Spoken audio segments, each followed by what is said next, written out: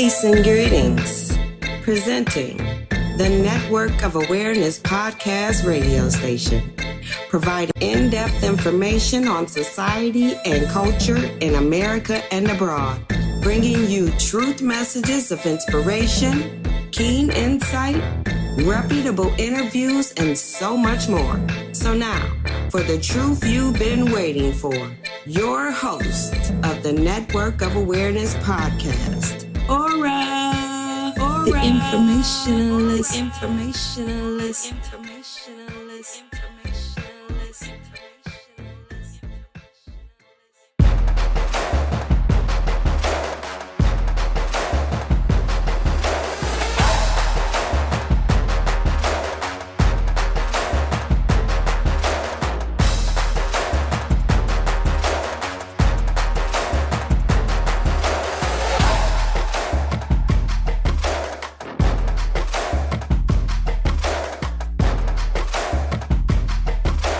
Yes, peace and greetings, people. This is Aura the Informationalist, and you're now tuned in to the live broadcast on this Testament Thursday of the Network of Awareness.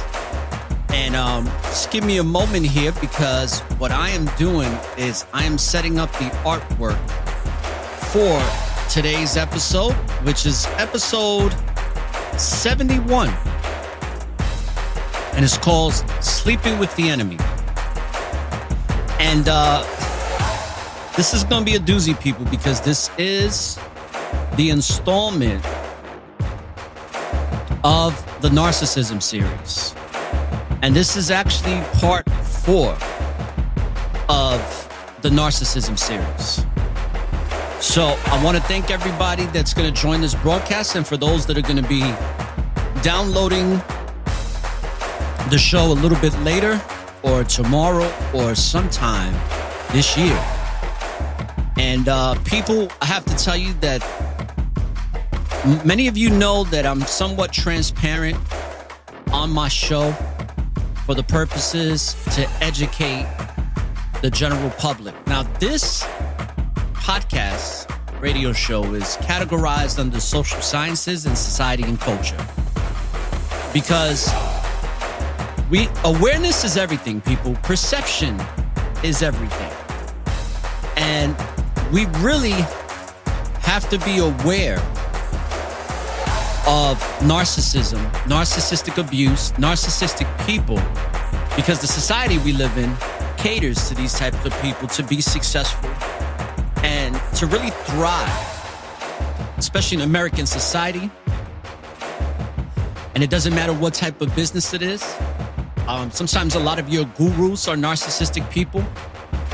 And today I'm going to focus heavily on my own personal situations in regards to dealing with narcissistic people, as I was in a relationship with a narcissist. A narcissist that covers a lot of the spectrum of different personality types of narcissists, whether it be covert, overt, malignant, conversational, and many others. And I kind of was in a relationship with someone who kind of fit most of those categories. And I got to tell you, it is quite an experience that I am still recovering from. So I don't want you, the listeners, to think that when I speak today about this, that I'm in the clear. And what I mean by in the clear, meaning that I'm fully recovered, because my recovery and healing process, which I like to call my detox process, is going to take some time, naturally, because the mind has to literally reconfigure itself back to its peaceful state, to a state where the identity that I once had can be put back into order, so to speak, and reemerge into something far greater. And I truly believe that the narcissist that I've dealt with just this past year, especially when it comes to the tribal gaslighting that I experienced, the gaslighting and the overall betrayal and deception, can seem overwhelming for most people. And most people have told me, hey, if I would have went through what you've been through, I don't know if I would be still podcasting or doing anything for that matter in regards to just keeping things together. The good thing for me is that, one, I give all my praise to the Most High. I pray, I fast, and the Most High is with me. That's all I can say. Just like the Most High is with many of you, whether you realize it or not. Especially when it comes to danger and people that are very toxic. I have a very strong support system, number two. I have people that truly love me. And if you've ever dealt with narcissistic people, go to your support system because it's absolutely necessary. And third is that naturally I'm very resilient because of the trials and tribulations that I've been through since a young age. And I think one of the reasons that I stayed in this relationship for as long as I did is because I was raised by narcissists, two narcissists. One was my stepfather, who was more of a covert, and one that was a conversational narcissist, which was my mother. Now, I'm not saying that my mother and my stepfather are bad people, but a lot of their energy was very toxic growing up, and I was very much neglected as a child. It's something I've talked about before, but I didn't realize the severity of narcissism until I was in a relationship personally with one. So I'm pretty sure I've encountered narcissists throughout my life. I just didn't realize it until now. But as Robert Riopel said when I did my very first interview, everything happens for a reason, and that reason is there to serve you. So let's get this show started because I'm pumped, I'm amped, and I'm excited. And I'm so grateful to be alive in these days and times, in these days of revelations. So let's go. Let's get this party started. Right? Please just tell me what's happening to me in plain English without the mumbo jumbo. Nothing like this. Stage, screen, radio, TV, You are now tuned in to the Network of Awareness. How you doing? How you doing? How you doing? How you doing, brothers and sisters? Peace to all the people listening. Peace to all the righteous brothers and sisters that are going through the motions and that are keeping their head up and that are being resilient out there. My name is Aura, the informationalist. I'm the owner and founder of the Network of Awareness. And where it's not just me, it's others involved, like Billy Izzy from the Golden Apple podcast, as well as Brother Oxycod from 101 with Oxycod. And we also have The Passion Pursues Purpose. That's been on the back burner, people, just because I got a lot of recovery. I'm taking a lot of time for my peace of mind. And that's what we're going to talk about today, this Sleeping with the Enemy episode. Now, why did I title this episode Sleeping with the Enemy? Because I was literally sleeping with the enemy. And that was my ex. You can call her my ex-wife.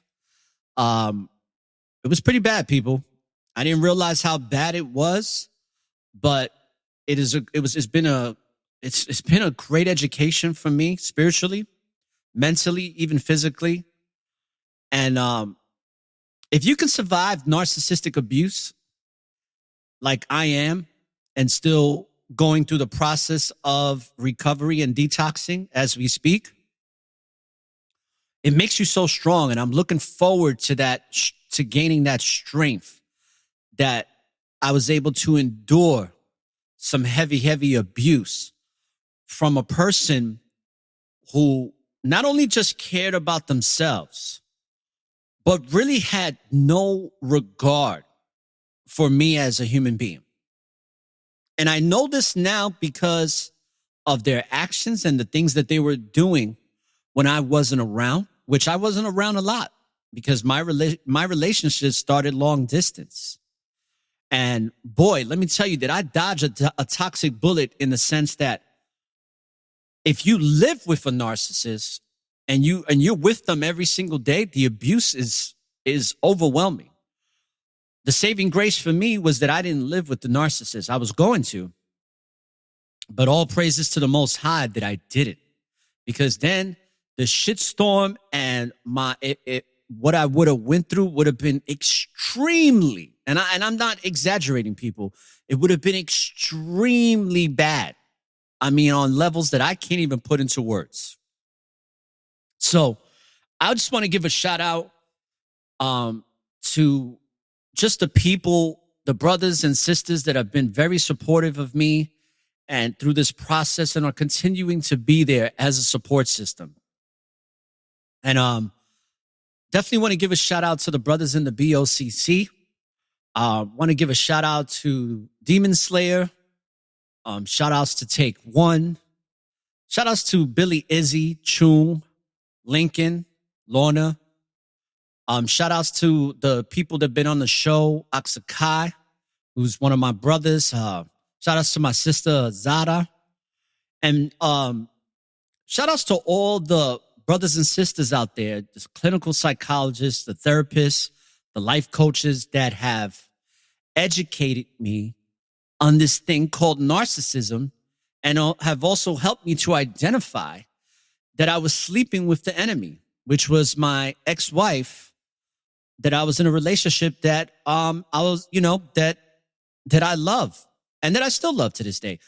See, people, as empaths, we can't allow ourselves to become the very toxic people that we encounter, which can easily happen. We still love them, but we can't be with them because they don't love themselves, and also because we have to love ourselves more than we love them, which I definitely do. That's how I was able to get out, because if you truly love yourself, you respect yourself. And I respect myself because I'm not going to endure abuse on a consistent basis. I'm not going to have somebody tell me that this is my reality that I'm experiencing when I know the reality I'm experiencing and they have a whole different narrative.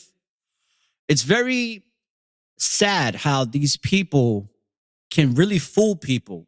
And I truly believe from my own experiences that Satan has been running amok these days. The spiritual warfare is very real. Give me 1 second, people. Just want to drink some water. I was eating some food and I just realized, damn, I haven't drank anything. Eating some mashed potatoes and chicken.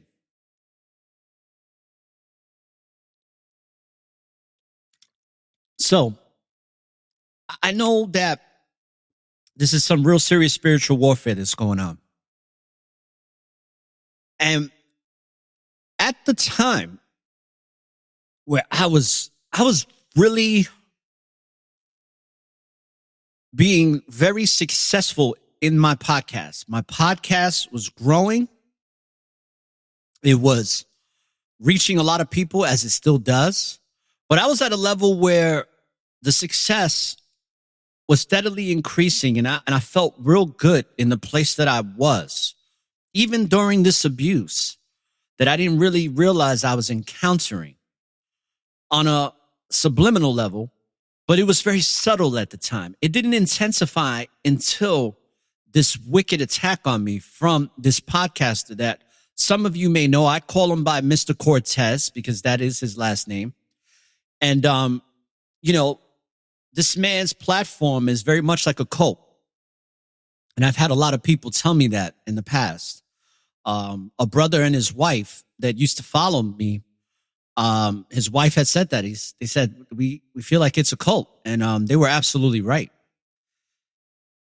And nobody can tell me that demons are not working through a lot of these people, for sure. See, a lot of narcissists, they'll even use the very word of the Most High to portray themselves as people of the Most High, but they're using the word, they're using scriptures for their own narcissistic narratives. as this man does. And the attack that he did on me was so toxic that, anybody that listened to that show that had half of a brain knew that, hey, this man is not right. And this man got demons on him, for sure. You can hear it in his tone of voice, and the level of contempt and jealousy that he had for me was astronomical.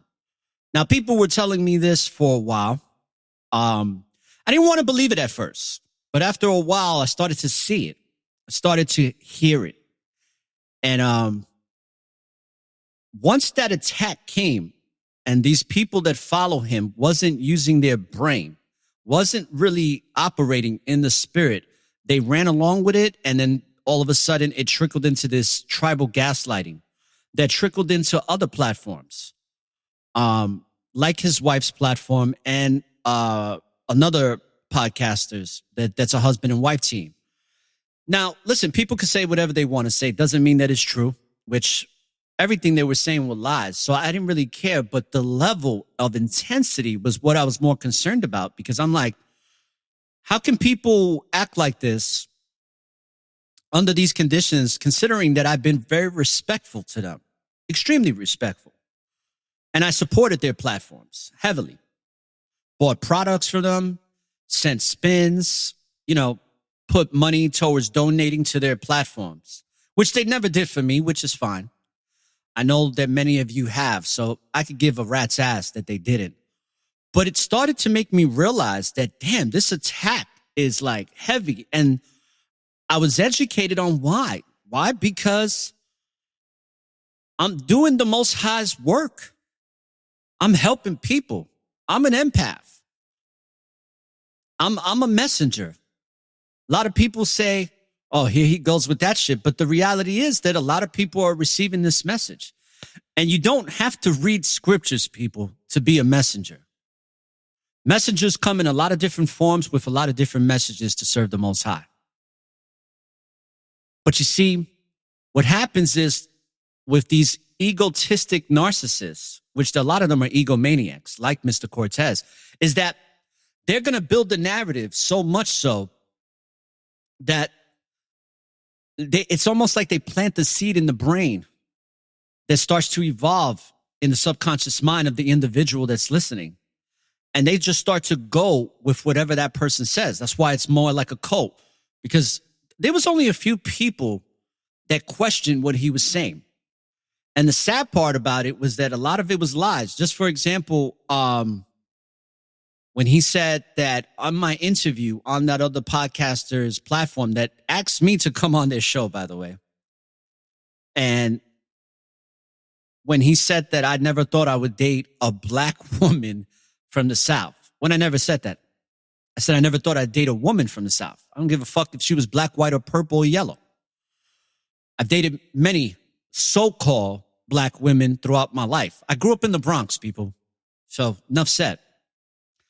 And praise the Most High that I grew up in the Bronx, because one thing I love about New York City especially, us brothers and sisters that are considered so-called brown and black people, so Puerto Ricans, Dominicans, Cubans that live in New York City with Jamaicans, Haitians, Trinidadians, so-called people that are considered to be African-American because their roots are tied into the United States, and Africans. We were all one and the same. One and the same. Being my brothers and sisters in this truth. And also so-called white people that are of European descent. But we was one and the same because we all went through the same struggles. We all have nooses on our neck. And our history, we've all had nooses on our neck. That's just a fact. So you can either go with the facts or you could go with the bullshit, which a lot of these people, they give you a lot of bullshit and they use the scriptures to support the bullshit when the scriptures are even showing you. But going back to the topic at hand is that when this attack came to me, it's because I've been doing this good work heavily. And Satan don't like that shit. So he's going to use the people that are spiritually weak, the people that are perpetrating frauds to attack, to attack. And it doesn't matter what age they come in, because some of these people that were attacking were in their 20s, 30s, 40s, 50s, 60s. And, you know, at the end of the day, my mentality is like, fuck these putos and putas. Fuck them. They ain't shit. Their actions speak so much louder than their weak-ass words. But everything happens for a reason, and that reason is there to serve you. And let me tell you, this toxic narcissists that were attacking me, they've served great purpose in my life. Just like my ex-wife. Great purpose. And I will always appreciate her for being this toxic, malevolent individual. Wicked to the fucking core. So let's talk about that. You know, I was in a relationship where I didn't realize that I was sleeping with the enemy. And people, be very careful on who you choose as a partner, because the partner I chose was a wolf in sheep clothing to the fullest. Now, she'll disagree, of course.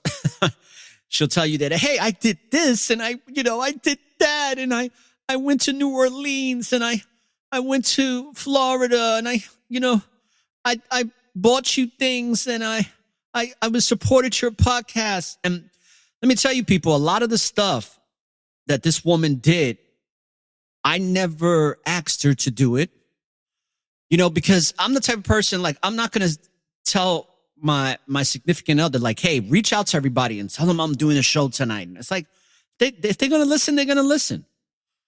One of the things that she did was that she put our relationship out on social media. I had no idea until it was already said and done. And you know what? I went along with it to please her because I love her. And I thought that I was doing, the right thing by supporting my partner. I said, hey, if she's that proud to be with me and wants everybody to know, hey, what's the harm in that? Fuck it. Like, all right, now everybody on Facebook knows that I'm in a relationship. Now everybody that is on these different platforms knows I'm in a relationship. So I went along with it. And I was very positive about it. And it is what it is. I didn't have an issue with it, but I thought it was kind of strange that she didn't even consult with me before she actually did it. But I went along with it because as a person that has a lot of empathy, I'm the type of person that I care. So I'm going to do whatever I can to help those that I love and support them in what they feel is right. And that's where I fucked up, because I didn't set no boundaries. Now, if I would have said like, hey, no, you shouldn't have did that, or don't do that, and these are the reasons why, and set some concrete boundaries on how our relationship was to move forward. But you see, with the narcissists, they really care about what other people think about them. It's all about this fake image that they create. And they create it with their family, their friends. She did it. And I'm pretty sure that a lot of her family and her friends don't even know that I broke up with her 3 weeks ago. That I dumped her 3 weeks ago. A lot of people still don't know. Because they have to maintain this image. They have to maintain an image for everybody else to think that they're so great, that they're such good people. And they're really not. They're wicked to the core, as the woman that I was with. And there's so many different things that I can talk about. I'm not going to get into depth in a lot of it, because this is really for the purposes of letting you know what can be some of the signs. Now, I am going to play something that's going to be very educational that we're going to go through in regards to sleeping with the enemy, sleeping with a narcissist, having a relationship, an intimate relationship with the narcissist. And with that being said, like, one of the saving graces from the Most High that I think is everything is by design. One of the things that really helped me to not stay in this relationship or really get deeply submerged into it was the intimacy, the lack of it. And what I mean by that is that not all, but many narcissists are poor lovers. They're not good in bed. And one of the reasons why they're not good in bed is because they're just selfish people and they have very to little of no empathy. And you can't have a spiritual connection because sex is spiritual, people. And it starts with the intimate connection, and then it starts with a kiss. A kiss is so vital to the romance and the intimacy when you decide to have intercourse with someone. A kiss is powerful, people. And I literally was trying to teach my partner how to kiss because it was like kissing a lizard. I'm not putting this out there to be mean or to hurt people or even to hurt my partner. I'm not doing that. But I have to just be honest, okay? I'm being transparent here. I thought it was quite disturbing because I think maybe in my 44 years of dating and being in relationships with women is that I've only maybe met a couple that couldn't kiss, and most of the time it was when I was dating. But this experience was just horrible. And what it didn't do for me, it didn't arouse me. It didn't give me those intimate juices that flow through the blood and through the mind that intensify you to want to, really have some passionate sex.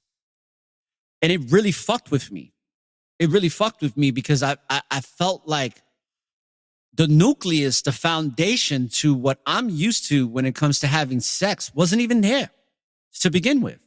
So the sex was very mediocre, very unfulfilling. And I was hoping that it was going to get better, but it didn't. And what I've realized now is that part of the reason why the kiss was so horrible is because it's very highly probable, and this person admitted to me, that they never had a really fulfilling relationship ever.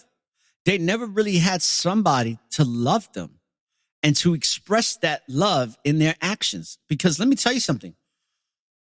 A lot can be said in a kiss. I remember in a past relationship where when I used to kiss, it's like when you close your eyes, you're not even in that dimension. You get taken to another dimension. It's like you're floating on a cloud in space. That's what it feels like. And I know a lot of you will agree because I've had countless people tell me the same thing. They're like, yeah, you close your eyes and you're not even there. It feels like you're in a different galaxy. I'm like, yeah, right? It does. Well, I didn't have that experience with my ex-partner. I just didn't. And I was so much hoping that it was going to happen. And the reality is I could have stayed with this woman for 10 years and it would have never happened. And I just would have been suffering sexually, emotionally, mentally, and then most importantly, spiritually. And you try, as an empath, you try to see the best in people. You want to see the best. And one thing about a narcissist, people, and it's no different than the relationship, is that they treat you so well. They are the epitome of everything that you want, but they're doing it in a way where it's not real. It's just to reel you in. It's to gain your confidence in them and your love so that they can start tearing you down. And it takes about 8 to 12 weeks. Statistically, it takes 8 to 12 weeks for this behavior to persist and then start to completely do a 180. And that's what it took for me. It took about 8 weeks. And I can tell you that when it comes to these people, it's a matter of life or death spiritually. And there's people that are with these types of people now. That's why I'm doing this episode, because some of you that are listening to the show and those that are going to be downloading the show, there's a lot of you that are sleeping with the enemy and you don't even realize it. And I hope that this show is going to give you great insight and education to make a decision to say, you know what? I got to go. I got to get away. I got to get out. Because the narcissist is going to build you up, just like mine. She did so many good things in the beginning. But it's not, she wasn't doing it because she cared. She wasn't doing it because she really loved me, or, because they can show signs of empathy. They really can. They can show signs of empathy. And, but it's for subversive purposes. It's an agenda. And it's agenda to gain your confidence in them so that they can start tearing you down and abusing you. And it's all part of the control and to build this narrative. Because they don't gaslight you in the very beginning. They act like they care to listen. They're very supportive. And many of you heard when I used to give her shout outs before her and I were even together, she was a big supporter of my show. And she knew a lot about me because she listened from the very beginning. She went back and she studied my shows, and she got a lot of great wisdom from it that helped her in her life, supposedly. But she also got to know me through my show, as many of you have. Because I've been very transparent about a lot of things in my life, right? Like my nephew's suicide, my cousin's death, some of my family dynamics. Because this is all about awareness, people. We're all experiencing this one experience all together. And either you're helping humanity or you are destroying humanity. There is no gray area. It's either one or the other. And only you will know what purpose you're really serving towards humanity. Either you're trying to take humanity down like the narcissists are, or you are helping humanity to evolve. You're doing the good work that the Most High intended you to do, because the Most High is all about charity. And when you look at the stories of the Messiah in the days of antiquity, the Messiah was all about charity, all about love, all about forgiveness, all about doing the right thing because it's the right thing to do. There is nothing else. And as speaking on this microphone, I get goosebumps, and I have my ears are ringing, and it's like, I am so grateful that the Most High took me out of this situation, people, because it could have destroyed me, as those other narcissists were trying to do. Because wickedness is wickedness, people. You could just see it in people's actions.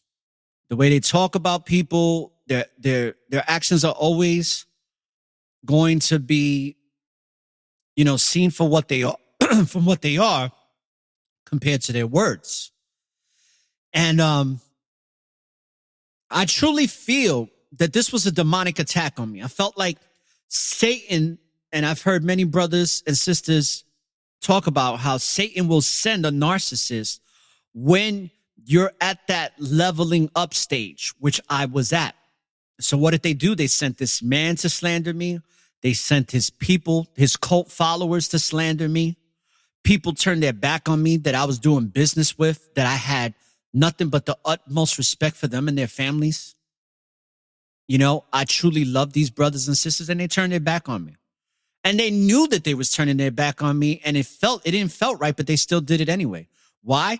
Because they believe the negativity and the toxicity that was coming from one man that was supported by other people. Weak ass people, spiritually weak people. But that's their problem, not mine. I'm still going to continue to do what I do, and everything happens for a reason. And that toxicity is serving me well, so that I can serve better, so that I can be stronger, and so that I can really do this good work at a higher level. That's why I'm really grateful that I met my ex-wife, because I wouldn't understand certain things. I wouldn't even understand that I'm a poor boundary setting man. Now I'm not. Now I'm learning how to set boundaries. I'm going to be a boundary setting expert. You heard me say that. I'm going to be better at discerning, because that's what this woman did for me. That's why I appreciate her so much. And I will continue to pray for her as I always have. And I will continue to do that. But one thing, people, when you're dealing with a narcissist, you have to come to a point in your life where you have to say, your abuse, I can no longer tolerate. Your abuse, I can no longer have in my life. Why? Because I love myself more than I love you. And I respect myself more than I respect you. And once you get to that point, you won't ever allow a narcissist to abuse you. And if you start to see the signs, you can get out the way and allow them to run amok on somebody else or by themselves, because you're not going to be a part of it no more. And let me tell you something. All praises to the Most High for that, because one thing I've said, Satan has already lost, people. Satan's already lost the battle. Satan's already lost the war. And you're going to see that more and more and more. You're going to just see it. And because I'm seeing a lot of righteousness prevail. I'm seeing a lot of righteousness come to the forefront, where the wickedness is being cast out with the light of the Most High, people. And it's such a wonderful thing. It really is. It's a beautiful sight to see. Let's give a round of applause for the righteousness defeating the wickedness.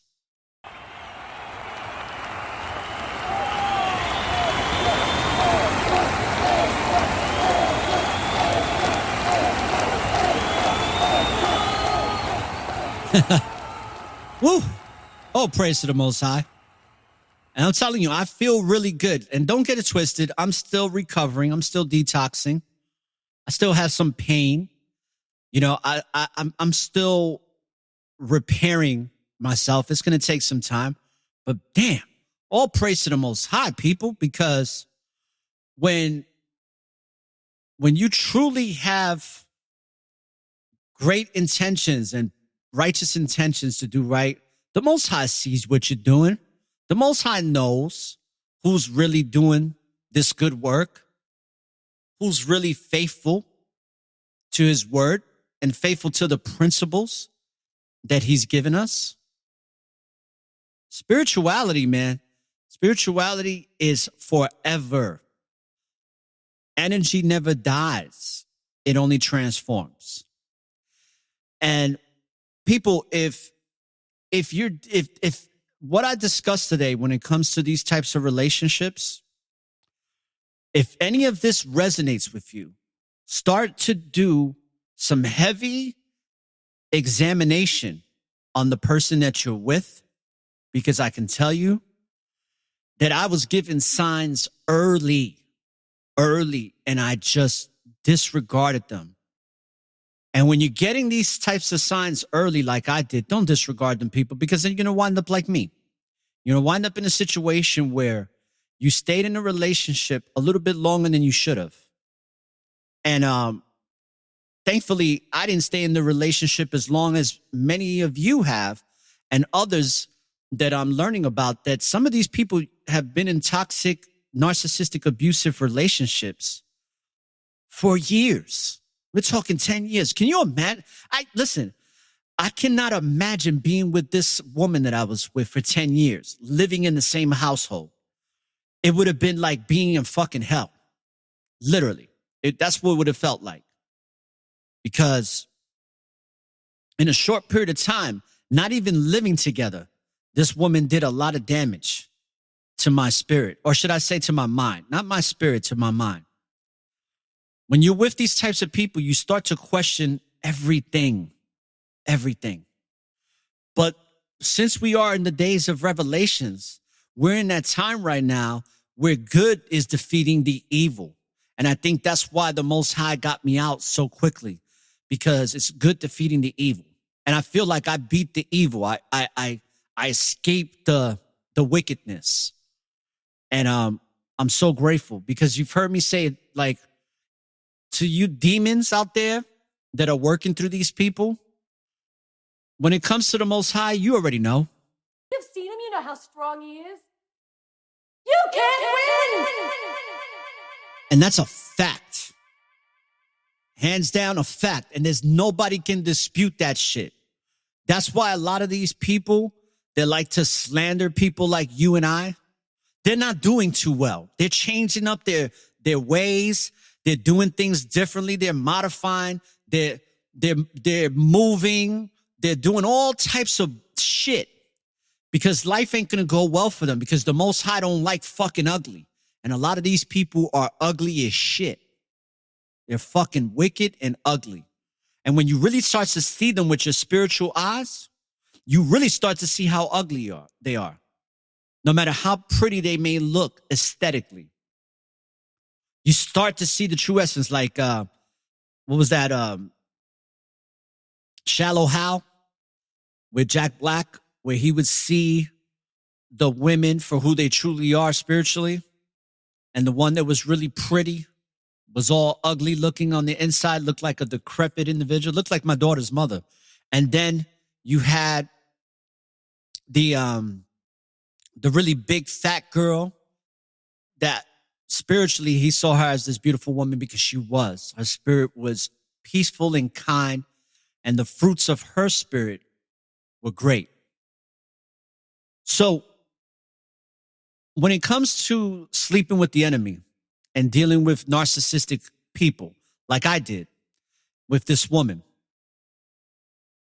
I'm going to play a clip or some clips from this platform on YouTube that it's called Spot the Narcissist. And this girl or guy, they use the voice, sounds like a European voice, but whoever these people are, they're really good. They're really good at explaining things. So what I'm going to do is we're going to dissect this and really bring this to the forefront. Narcissistic abuse, sleeping with the enemy. This is part 4 of the series. This is called Kissing is One of the Many Ways Romantic Partners Connect.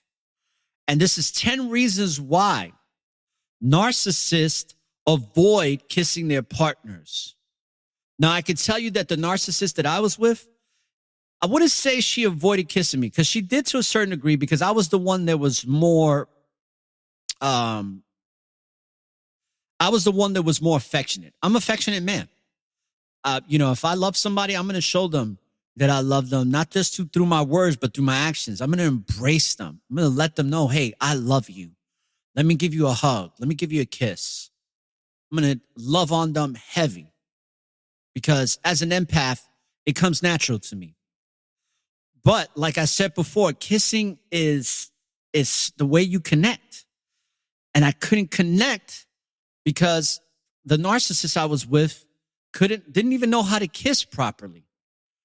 The way that they kiss is the way they pursued this relationship and conducted themselves in the relationship. It was chaotic. And the way they were kissing me was chaotic. It was like kissing a lizard, literally. It's like,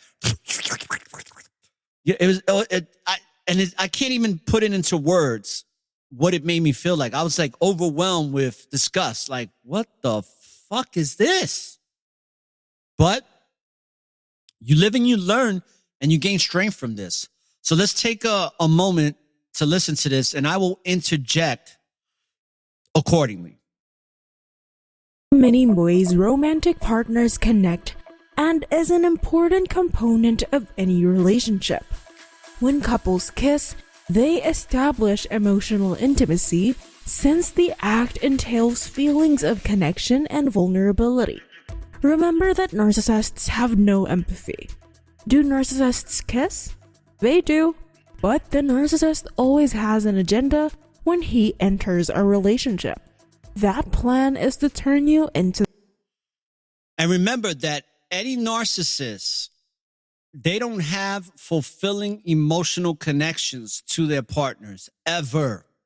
Everything is a fucking fraud. Everything is an agenda. So when they do kiss you or when they do tell you they love you, whatever type of fake ass empathy that they're showing you, it's just to gain your confidence in them. That's all it. Just remember that, people. They don't really give a shit about you.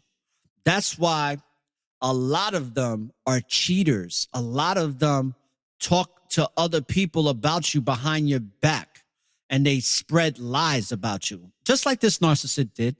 She spread a bunch of lies about me that I wasn't even aware of because they're your fucking enemy. You are sleeping with your enemy, okay? The plan is to turn you into their supply. What the supply mean? They're turning you into a supply of energy. It's like they are Dracula, right? Like Dr. Romney said. Or no, was it Dr. Romney or somebody else? I think it was another woman.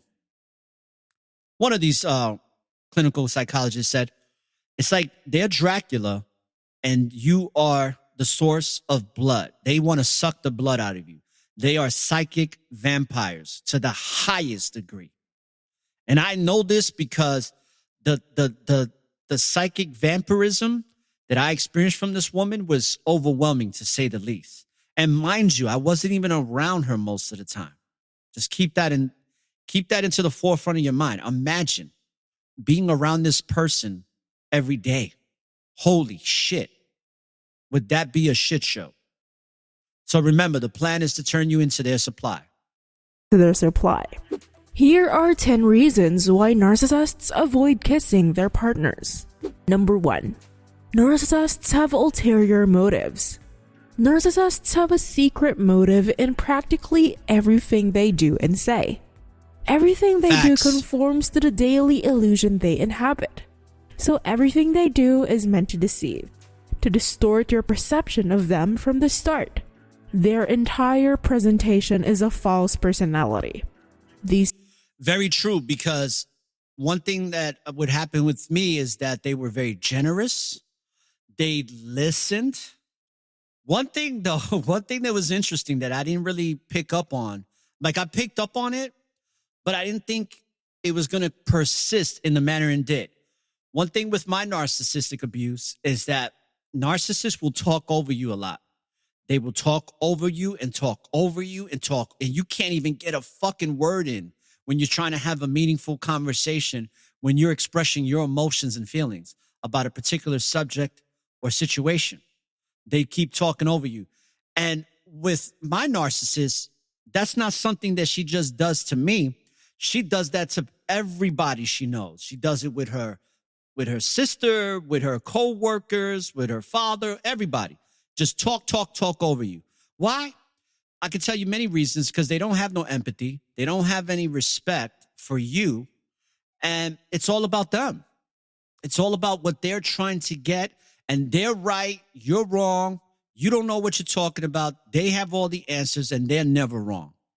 And it's very toxic. And that was one thing that I noticed right away, where I was being talked over all the time. And as it says, these parasites, because that's what they are, these parasites will do whatever to avoid engaging in sensual conduct. Let's continue. These parasites will do whatever to avoid engaging in sensual conduct. However, they will indulge in a few steamy kisses if they cannot flee a hot date and feel trapped. Damn, I wish I would have experienced one of those steamy kisses. But hey, not everybody's as fortunate. Not everybody could be as fortunate. I definitely wasn't. After all, they are extremely cunning. So, it's not surprising that they are eager to fool their romantic. Speaking of cunning, I remember I told Billy Izzy, I was like, damn, she is a cunning cunt. Because narcissists, and they're both males and females, okay? I'm only giving you the female because that's what I was with. But they are so cunning. The one thing that I was very impressed by this narcissist is that they're able to pivot when they're getting caught in their lies. Like, they can shift and pivot and deflect like fucking masters. They really can't. Like their level of pivoting and deflection, like if you are with a narcissist, be aware that they can deflect so quickly, so easy, so fluidly that if you're not aware, and I was aware of it because I used to tell her, I'm like, oh, I notice you're deflecting from this conversation at hand. And a lot of times you'll ask them a question that they will never answer. They will give you something else to deflect from the topic at hand. And next thing you know, you're being brought into a whole different tangent. And if you're not self-aware and you can't bring it back, because I used to bring it back and she'd be like, damn, you don't miss a beat. And I'm like, you damn fucking Skippy. I don't. I pay attention to the details. Why? Because the devil is in the fucking details. And you cannot convince me that these people are not demonically driven. There's nobody that can convince me of that. I feel like there's a spiritual aspect to this, that a lot of these people, whether they realize it or not, are demonically being possessed at the moment of this type of behavior, because this behavior is wicked to the core of it. It's just evil.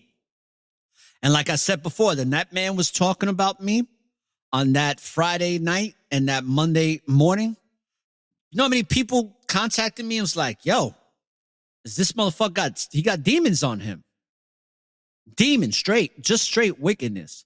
You can't speak that vile and foul of someone, but a lot of truth brings out this wickedness.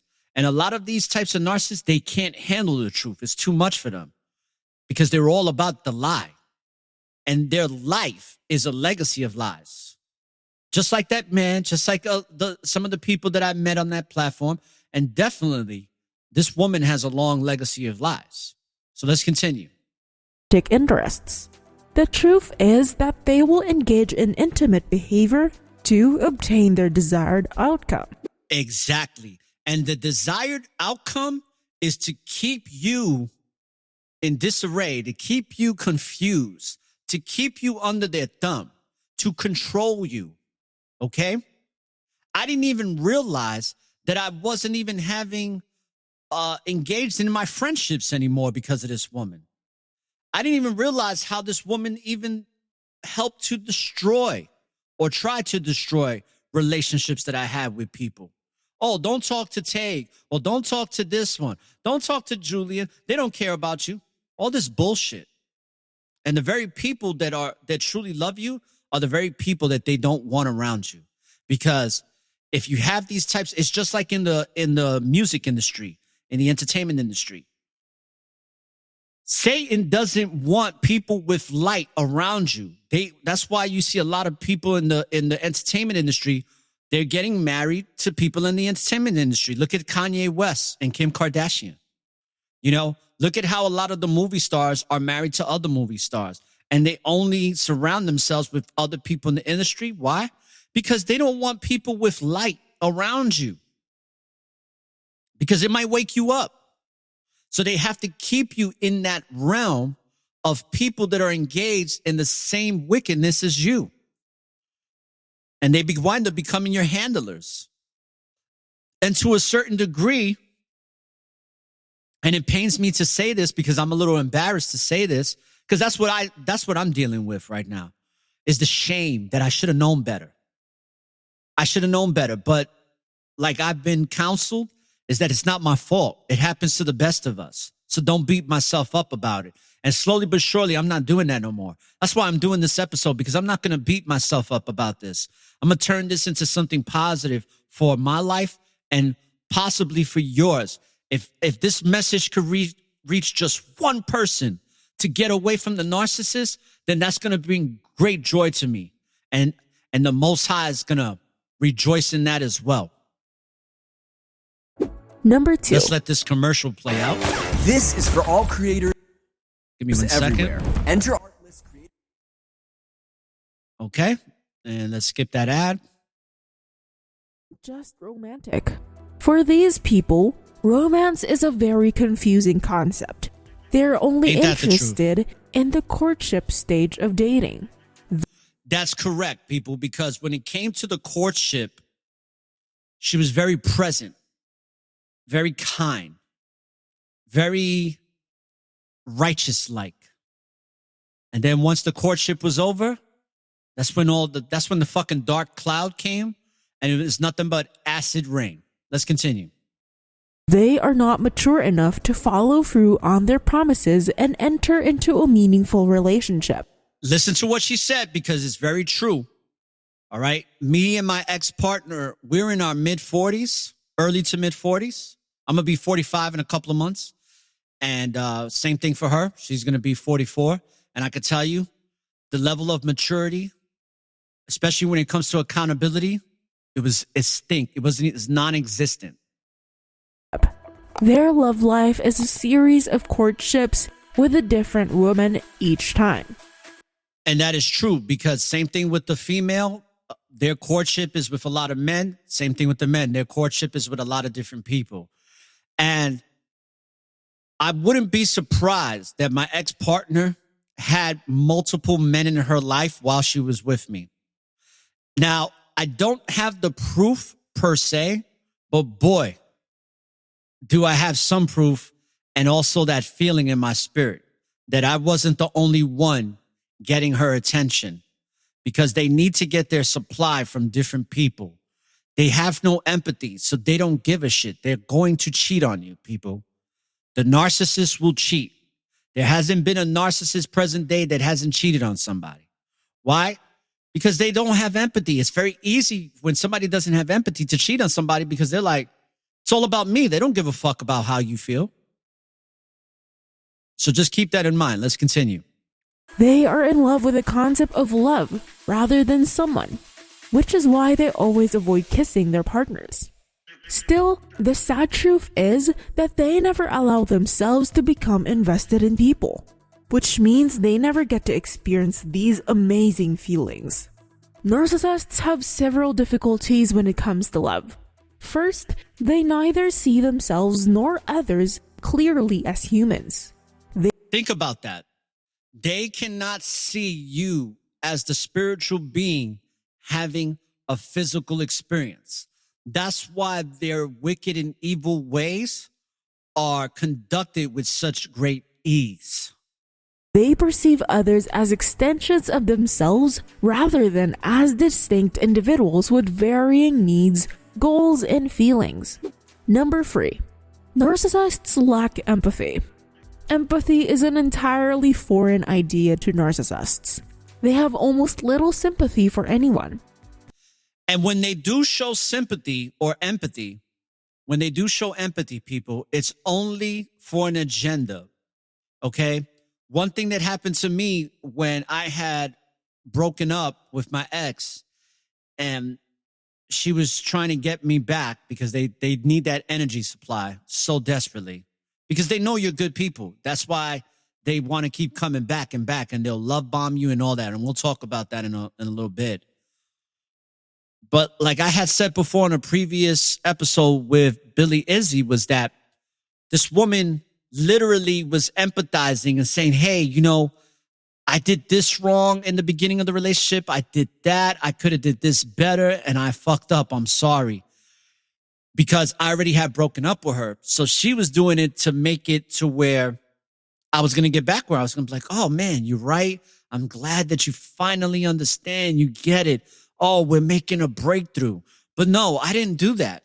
I listened patiently, took a couple of deep breaths throughout the conversation, because I didn't want to lash out and be like, you're a fucking liar. But right after it was all said and done, I said, I'm still sticking to my original decision of not being with you. And let me tell you, just like that, flip of the switch, the anger, the rage comes out. Why? Because they're not getting their way. So, they are against comforting their love interests when sad or feeling down. A portion of kissing compromises viewing the other person as attractive, worthy, and equal. Narcissists are incapable of doing so because they cannot relate to others. They believe that no one is as amazing as they are.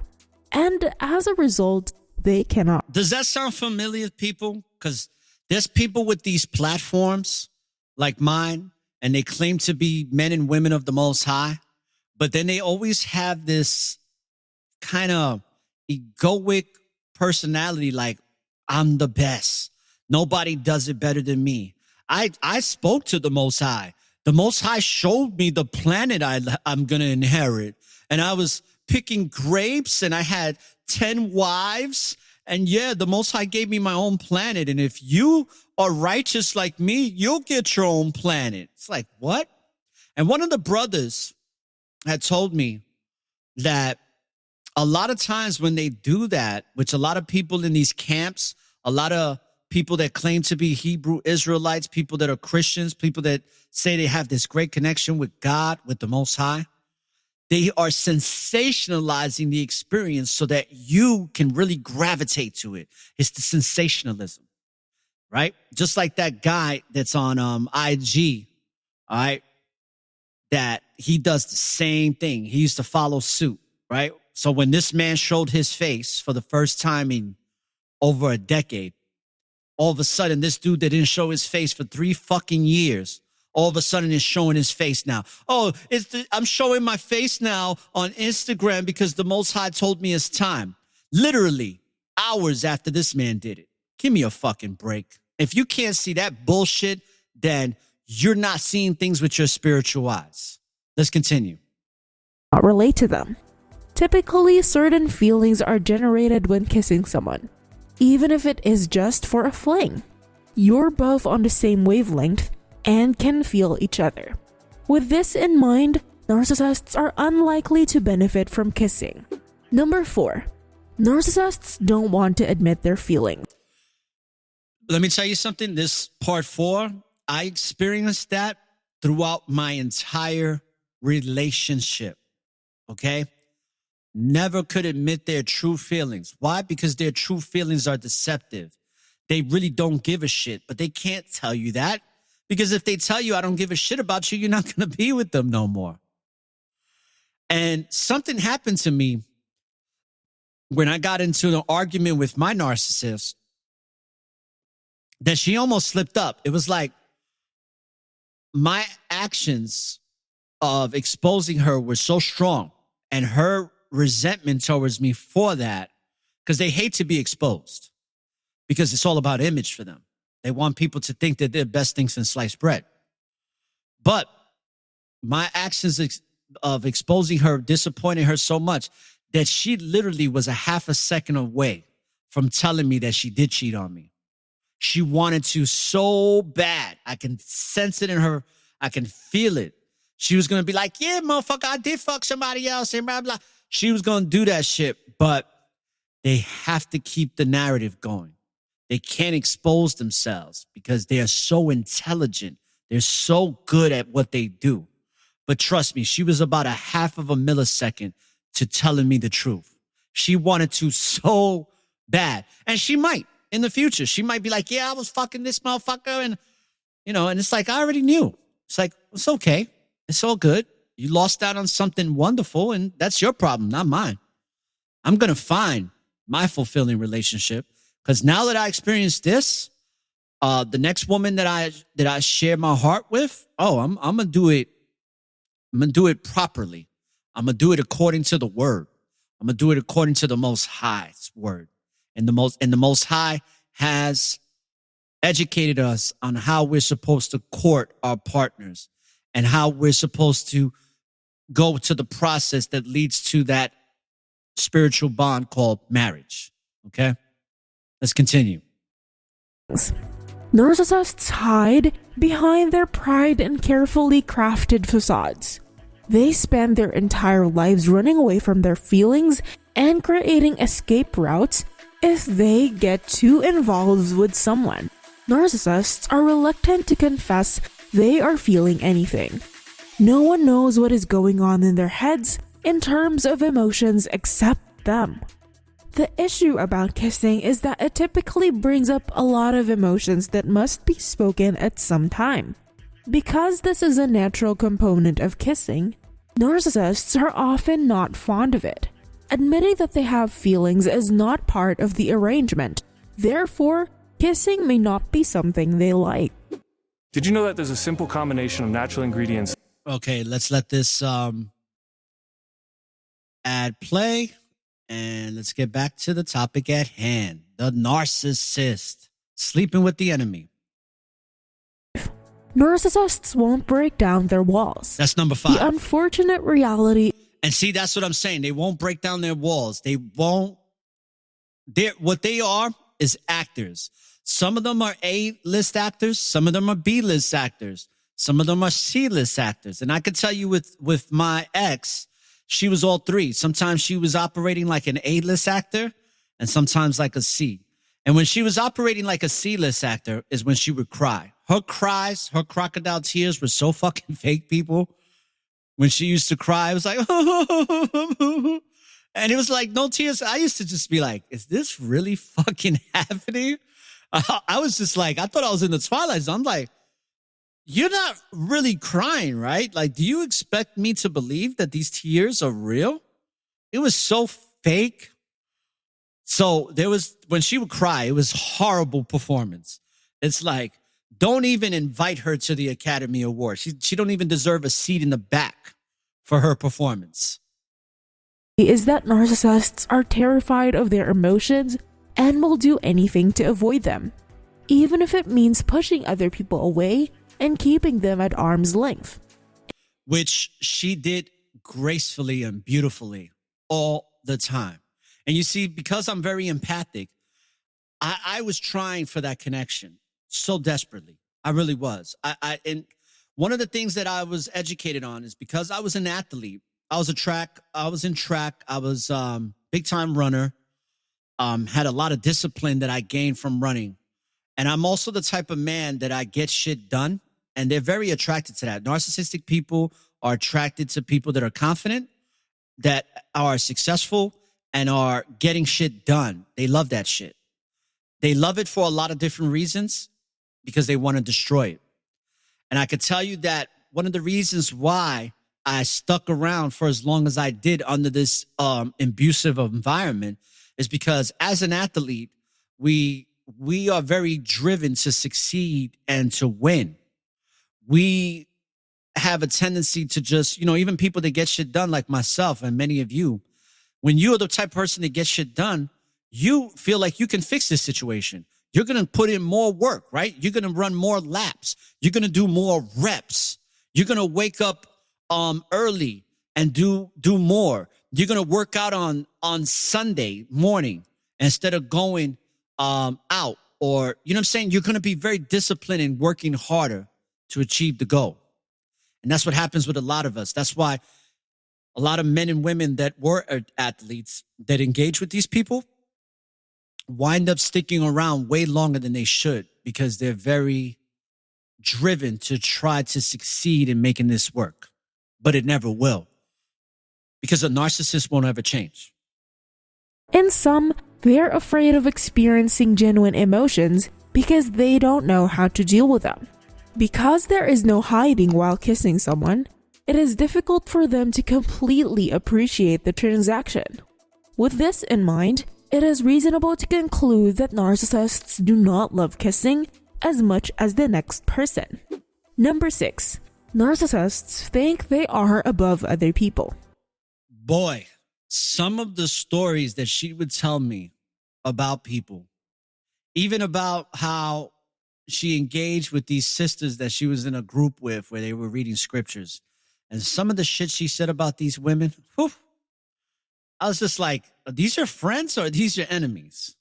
Let's continue. Since narcissists have such big egos, they believe they are better than everyone else, making people seem even less attractive. If they end up kissing someone, narcissists will see it as a favor because they will gain nothing from it. Drop the motherfucking mic. But we're not dropping the mic just yet. But boy, we can drop it here if we wanted to, because this shit right here, I don't even have to elaborate. I don't even have to elaborate on this, people. This statement right here it's a powerful one in regards to the mindset and the personality of a narcissist.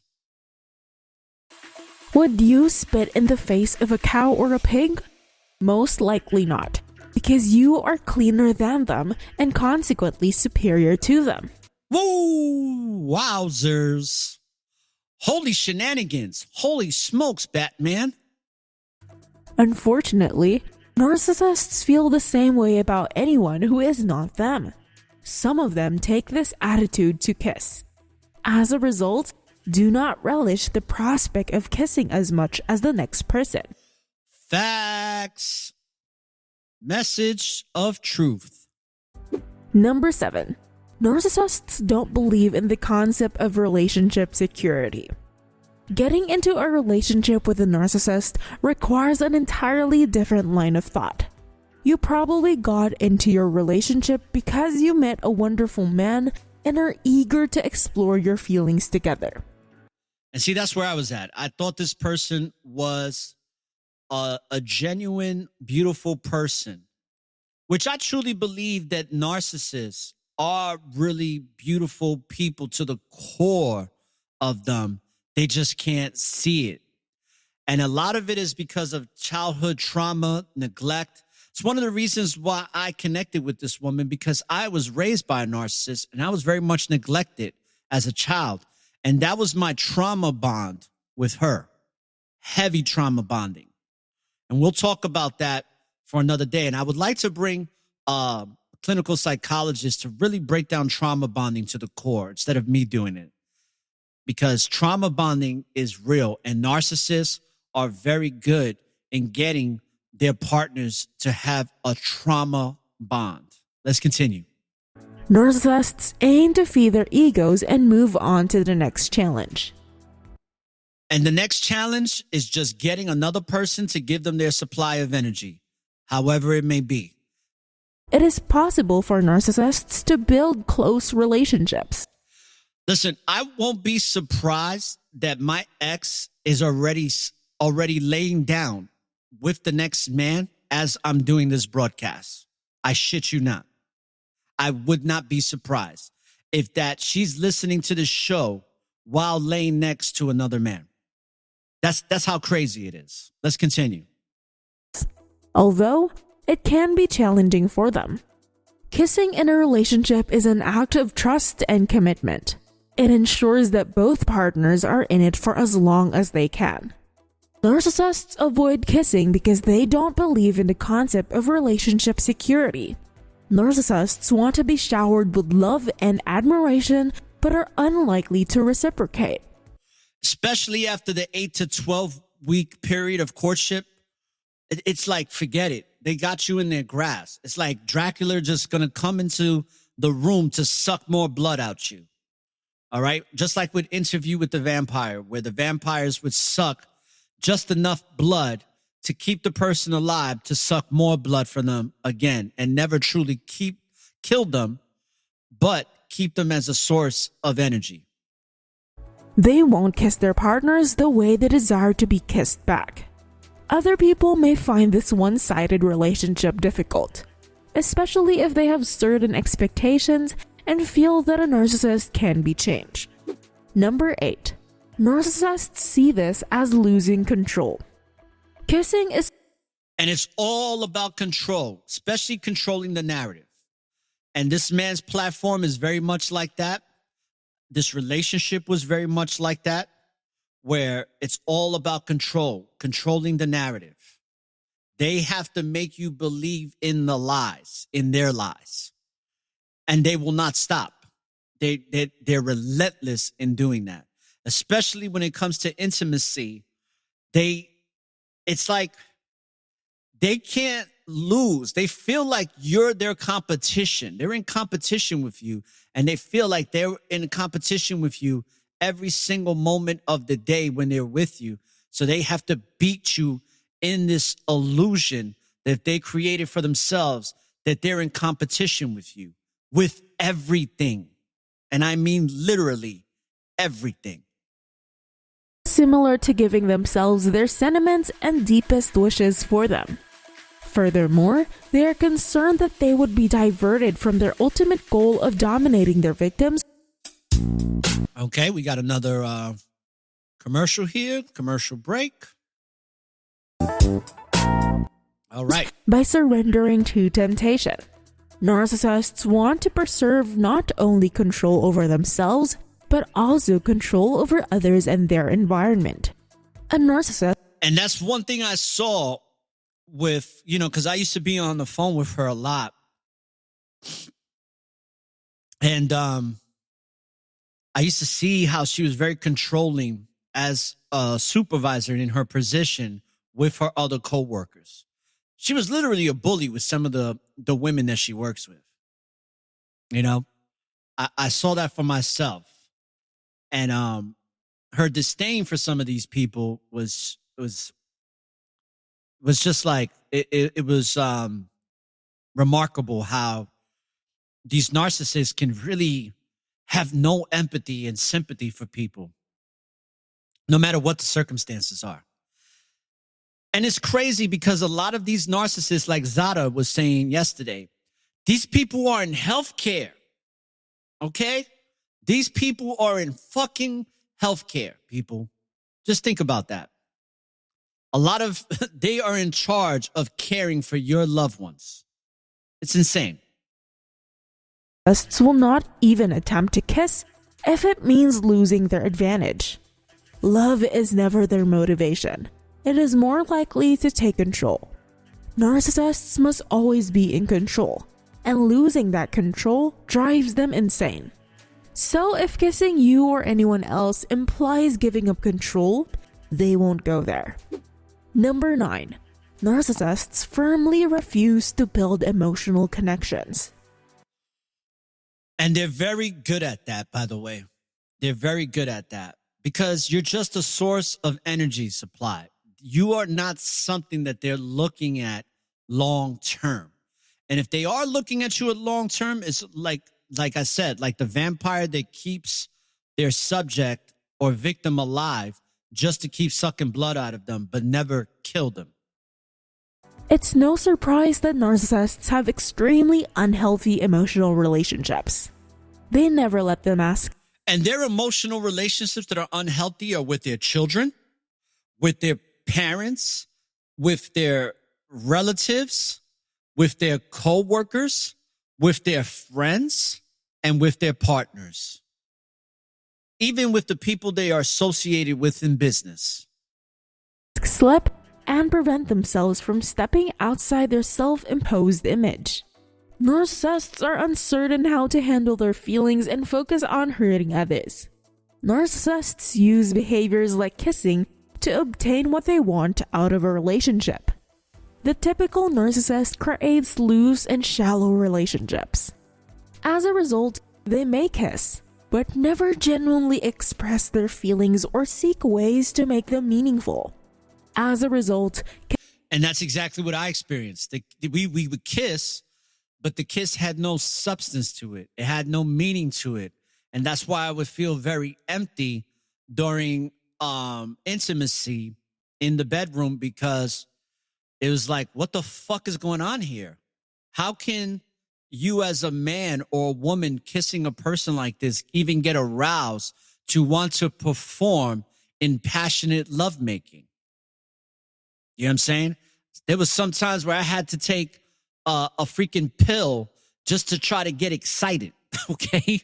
So this shit is real, people. Let me tell you something about kissing. Kissing is the nucleus to lovemaking when people have meaningful sex. If the kissing sucks, the sex is going to suck. Okay? And that's just from my opinion because I've experienced it. And holy shit, is that shit real? I'm the type of man that I love to kiss. I think kissing is a spiritual thing. So when you're not having that spiritual connection, how is the rest going to work and be fulfilling? It never does. Kissing will be shallow but intense enough to make the other person feel needed and desired. Not in my experiences. With that in mind, one thing is clear. Narcissists use affectionate gestures like kissing as a means to an end. When it comes to the typical narcissist, it is always a strategic move. Number 10. Narcissists avoid kissing as this is a sign of weakness. Enough said. So let's hear the breakdown on this because this one is very important. Narcissists avoid kissing their partners because they feel it shows weakness. They do not want to show any signs of vulnerability. Narcissists do not like showing any signs of weakness, as this would threaten their self-esteem. Narcissists do not want to be seen as less powerful than those around them. And that is so true. This image of power and strength doesn't allow them to be engaged in humility, in vulnerability, like I'm doing right now. See, I can be vulnerable, people, and I can show you great humility because I'm empathetic to myself and to others. Like, I feel an enormous amount of empathy for people. That's why I can pray for this woman present day. And then tonight, before I go to sleep, you know what I'm going to do? I'm going to pray for her because I do love her. And I pray that the Most High shows her a better way of living. I hope that the Most High can get this demonic spirit off of her. I really do. So that maybe, just maybe, she can have a true and fulfilling relationship for the future. But I can tell you that from talking from the professionals that have been dealing with this for over 50 years, they tell me that in their experiences, it's like a less than a 1% chance out of a million that one narcissist will actually get to that point where they will actually want to change and become a totally different person and not be this toxic individual that they become and truly become somebody that is an empathetic, loving individual with their partner. Narcissists constantly try to project an image of strength, so they don't want to be seen as weak. They want to be seen as vital and in control. One of the things that she used to say to me, she'd be like, oh, they're attacking you because you're weak. They don't say nothing about me because they know I'm strong. They know they can't fuck with me. I'm like, oh, okay, if you say so. So kissing is out of character. The last thing a narcissist wants to do is express love in a relationship. Because of their personality type, they regard every action as a matter of survival. So, yeah, they will kiss their partner, but with them, it's about manipulation. Boom, boom, boom. Ding, ding, ding. Tell her what she's won, Johnny. A brand new toxic partner. The very definition of narcissism implies that a true narcissist is incapable of loving. They primarily act to exert control over all of their relationships. Facts. Facts and more facts.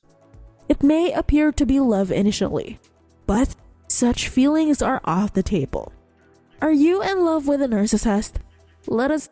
Not anymore. Do I love the narcissist? Yeah, because, listen, at the end of the day, I'm a man of the Most High. I can forgive, but I won't ever forget.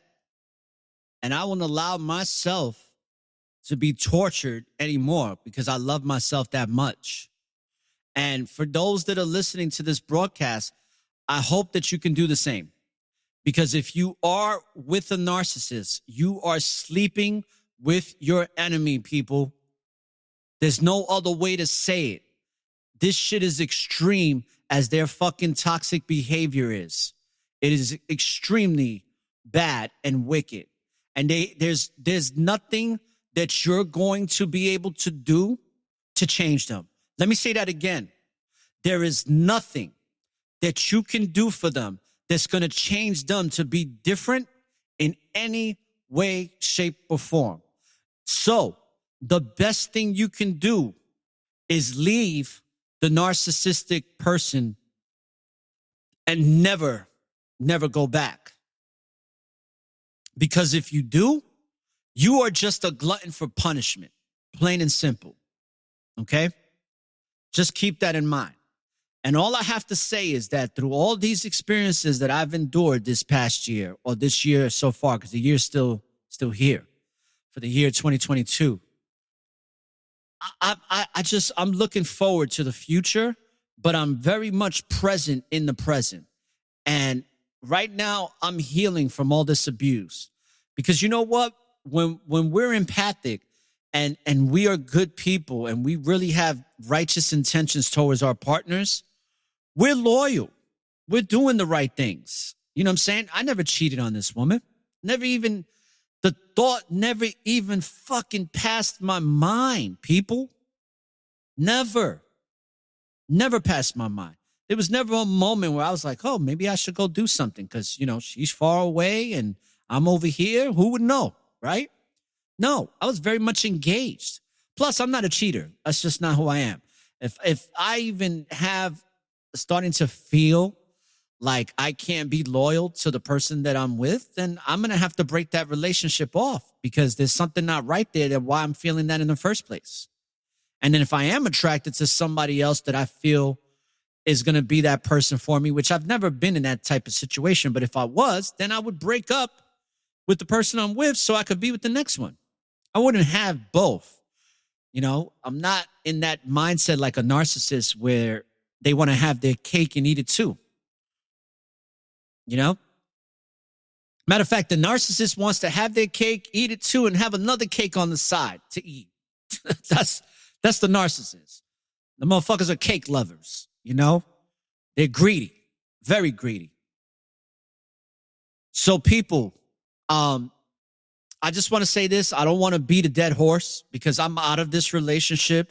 All praise to the Most High that I am. And I'm so grateful for that. But also, the message for today is if you truly love yourself and respect yourself and have the wisdom to know right from wrong and understand that as much as you may love this person that is abusing you, you have to let them go.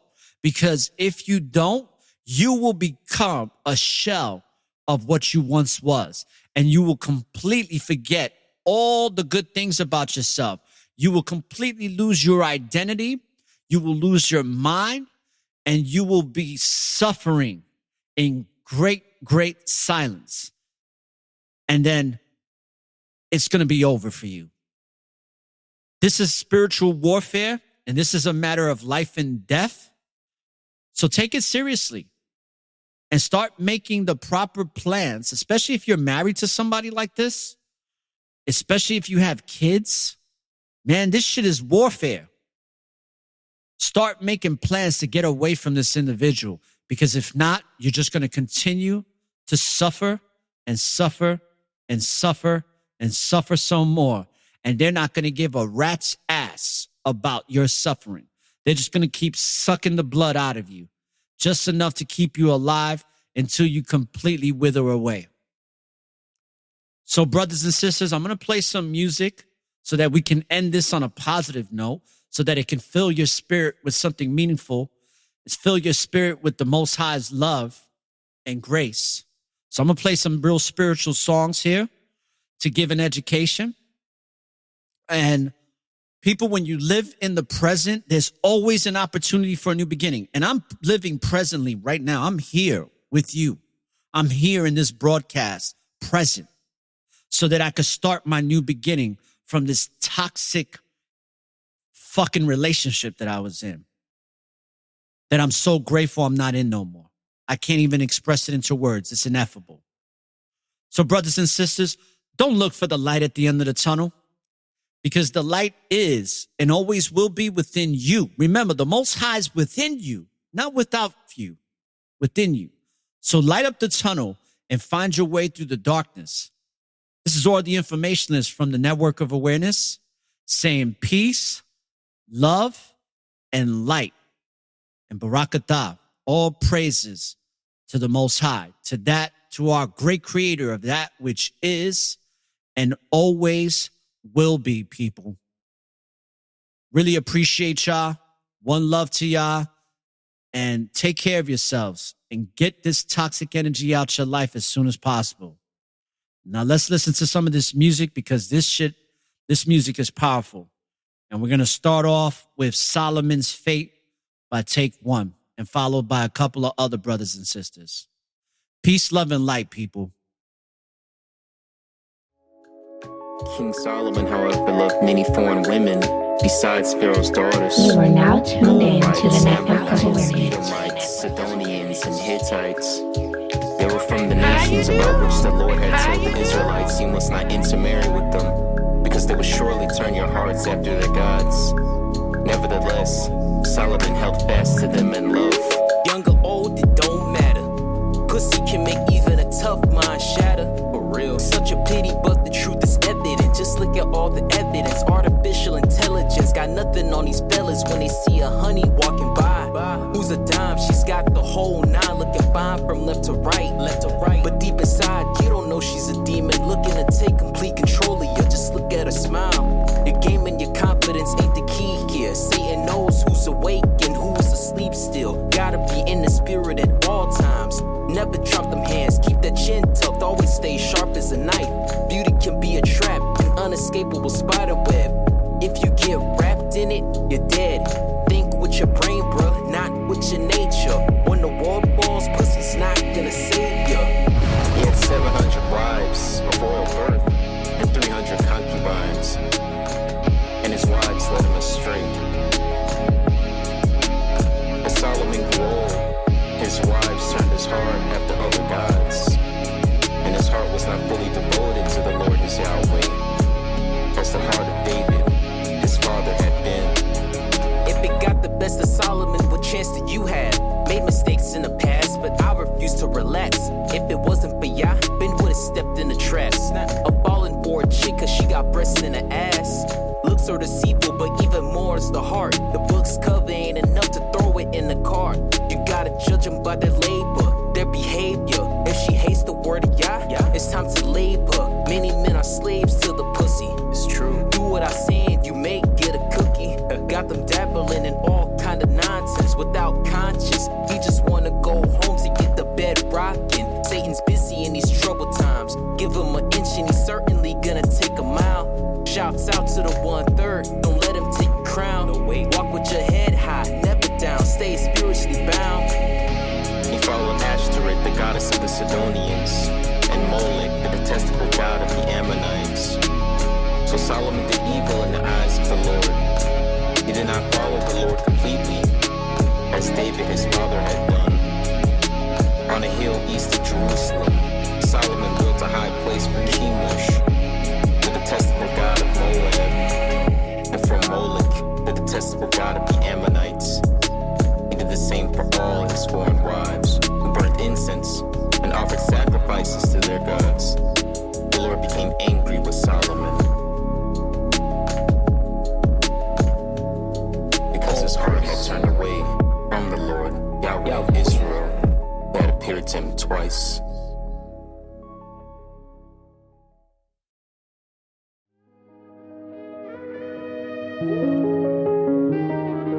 You are now tuned in to the Network of Awareness.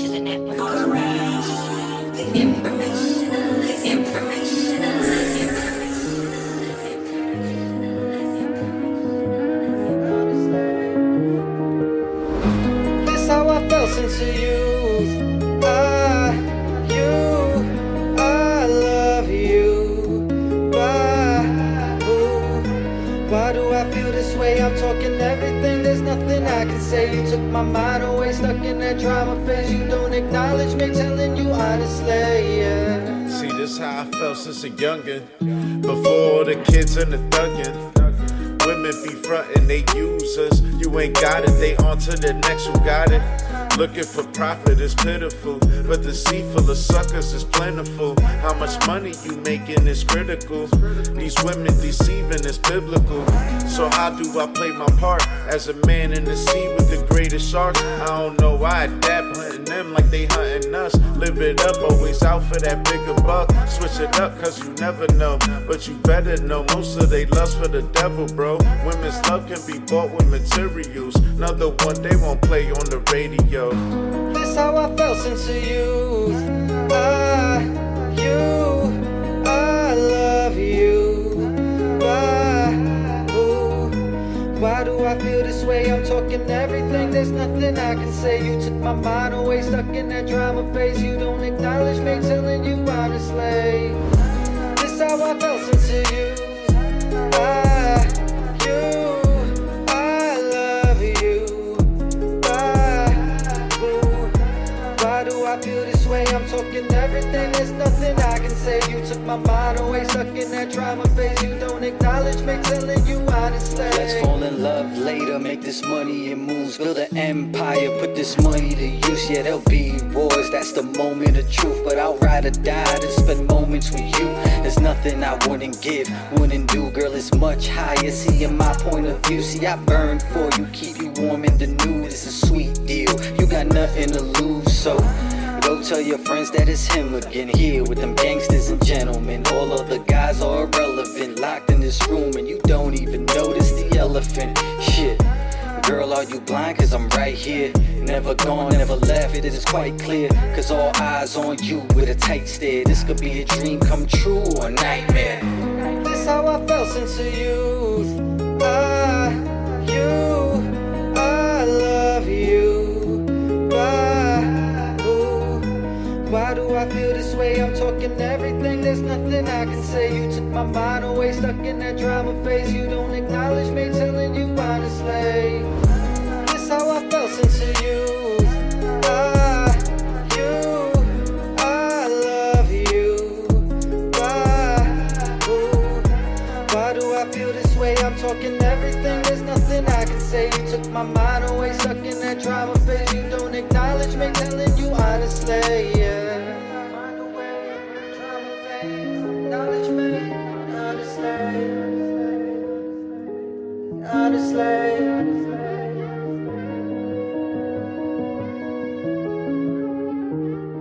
I built this shit, me, brick by brick, and I'll be damned if I let you tear it down just cause you don't like the way another nigga talk.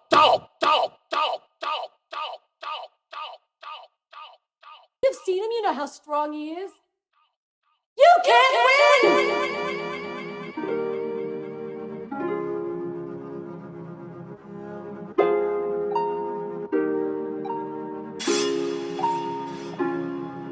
You are now tuned in to the Network of Awareness.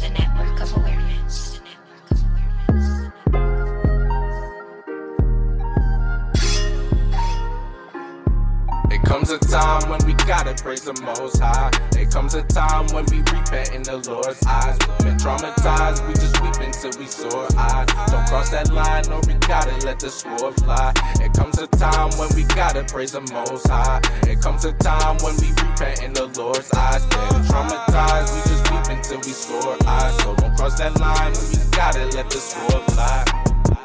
All praises to the Most High. First off, I just want to say that every single day a blessing, so I'm really stepping, trying to find my way back. Counted the cost, repented the flaws, I'm trying to live. Yeah, the kingdom of heaven abroad. Have hope in my dreams, I pray I don't fall. I pray for the ones who is lost. I'm feeling the sorrow of times. I'm looking on up in the sky. I'm seeing a lot of the signs. It's either repent or you die. Cannot be walking two sides. Choose to stay who you ride for, cemented in faith till I die.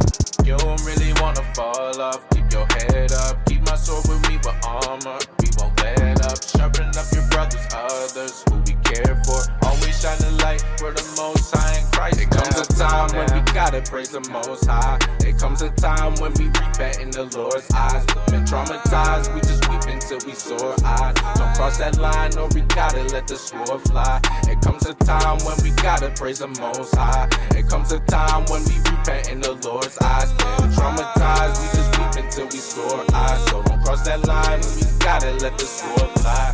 I wonder why we was created, but later I got my answers. Was searching scriptures daily, trying to get rid of this cancer, the spirit. Bearing witness, I live these holy commandments. Repent, or you gon' perish. Destruction is way too scary. Every day I wake, I give all praises to the Most High. Living in this lie, learn the truth, or you gon' die. Ain't much time left, the Savior coming, looking to the sky. It ain't no disguise, gotta armor up my own mind. Gotta get it, spirit dripping, these gifts don't got no limits. I'm just wishing I could live in that holy kingdom with them. Focus on the mission, eyes locked in tunnel vision, no paganism. We truly follow Christ, that real Christian. It comes a time when we gotta praise the Most High. It comes a time when we repent in the Lord's eyes. We've been traumatized, we just weep until we sore eyes. Don't cross that line or we gotta let the sword fly. It comes a time when we gotta praise the Most High. It comes a time when we repent in the Lord's eyes. Been traumatized, we just weep until we sore eyes. So don't cross that line when we gotta let the sword fly.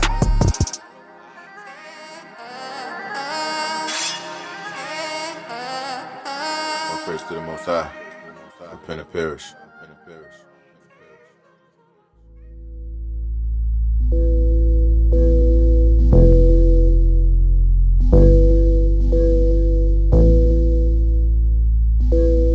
You've seen him, you know how strong he is.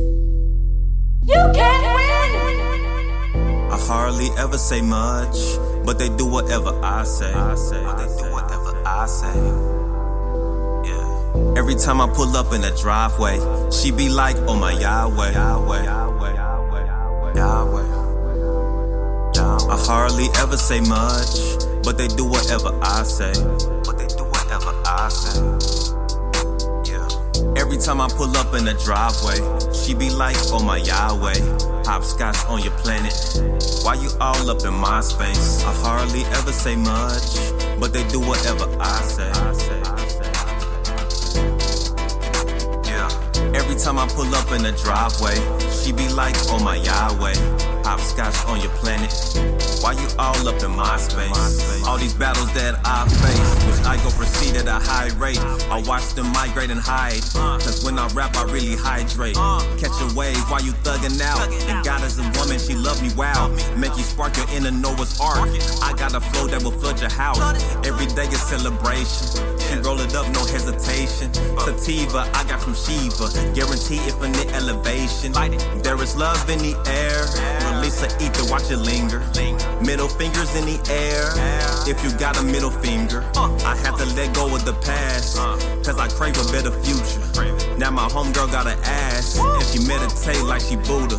She got the sauce like picante, we got the sauce like BBQ, we got the sauce like tomatoes. Escape from hell like I'm Kratos. I hardly ever say much, but they do whatever I say. Every time I pull up in the driveway, she be like, oh my Yahweh, hopscotch on your planet. Why you all up in my space? All these battles that I face, she Fetty Wap, she come my way. She swerved for me on the highway. I'm higher than life and God's ways. I'm trying to live, you a zombie. I pay my bills like I'm Cosby. I grind, kick, flipping ollie. They witness how I be so gnarly. Back to the future like Marty. You're a slacker, McFly. My flow will approach your MK Ultra. I'm hacking your mind. Just let me be, or be left behind. Better climb your ladder. My flow antimatter. Vibrate through your spine. In the mix.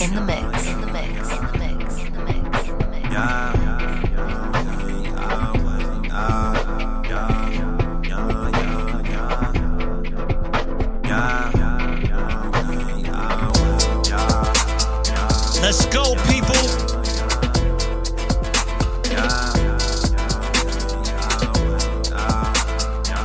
All praise to the Most High, all day, every day.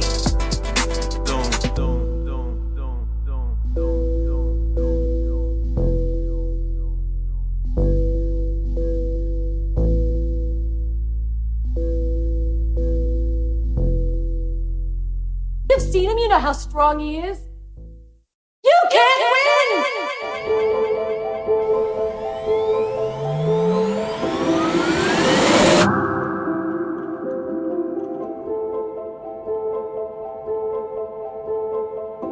You are now tuned in to the Network of Awareness. How you doing? How you doing?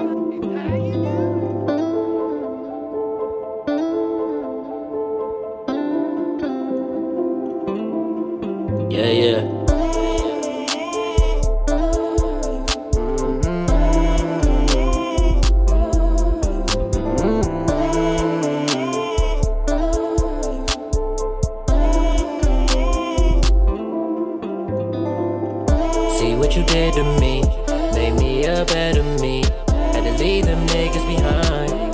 more space in my life. See what you did to me, maybe a better me. Had to leave them niggas behind. No more space in my life. Picture me with the crib by the beach, beautiful wife by me. With the sun living out our dreams when they all doubted, said watch me. Got to work with a smirk, kept stacking.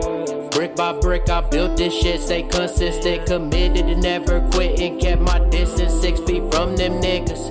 Faking the folded, but I just kept going crazy. The ones supposed to be closest be the ones gossiping behind your back, praying for you to fall, casting demons on you. But Yahweh with me, so I stand tall. Only time you see me fall on my knees to pray. I want you to see all the shit that you did to me. I want you to see me taking off now. See what you did to me, made me a better me. Had to leave them niggas behind. Got no more space in my life. See what you did to me, made me a better me. Had to leave them niggas behind. No more space in my life. See what you did to me, made me a better me. Detox from that toxic energy, brothers no more and space sisters. in my life. See what you did to me, made me a better me. Had to leave them niggas behind. No more space in my life.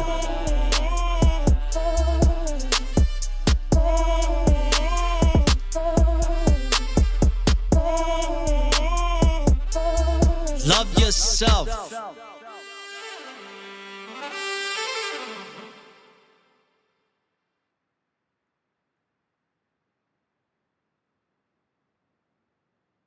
This concludes the Network of Awareness podcast. For more information on the Network of Awareness, please subscribe via email to our website, networkofawareness.com, and follow us on Spreaker.com or any other listening apps you use. For any questions about the NOA, email us at aura@networkofawareness.com.